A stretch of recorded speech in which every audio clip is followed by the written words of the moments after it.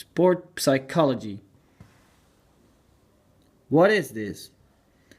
First, psychology. What's that? Psychology is the study of behavior, affect, and cognition. When done in a sports setting, it becomes sport psychology. Not just for athletes, but also for coaches, spectators, and fans. Sport psychology can be divided in two perspectives. The effect of 1. Sport to mind, 2. Mind to sport. Let's start with the first one. Sport to mind. For example, sport as medical treatment. When you use sport for depression treatment or something else. 2. Mind to sport. For example, when you have a lot of confidence, when you are afraid, or you feel some anger or arrogance, etc., etc.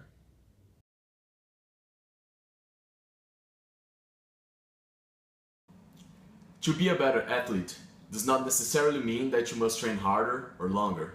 It could mean that you need to address all the components that make up a successful athletic performance, mental as well as physical.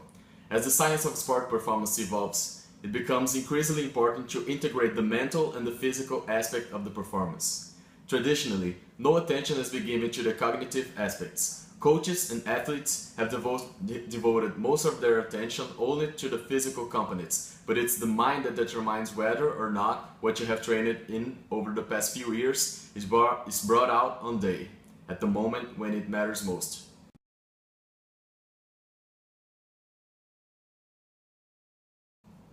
So, when you compare sports psychology with anthropometry, physiology and technique, you can see that the psychological skills are as important as the others. The mind is responsible to integrate all the aspects and put it in action during the competition. The role of mind has become even more important with rapidly increasing commercialization of sport, which presented new pressures for athletes across many levels and ages. Fortunately, like the other three factors, the mind can be improved through training.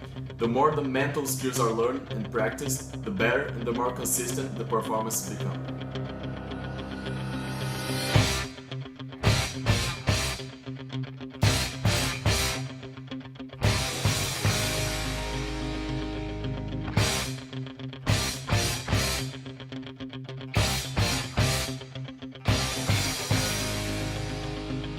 We can see that most famous quotes from top athletes and coaches are based on psychological aspects. In the end, it doesn't really matter how hard you train or how good you are. If your mind isn't on the right place, you won't be able to do your best. Believing in yourself and learning from your mistakes while keeping your head up is what can make the difference in the end.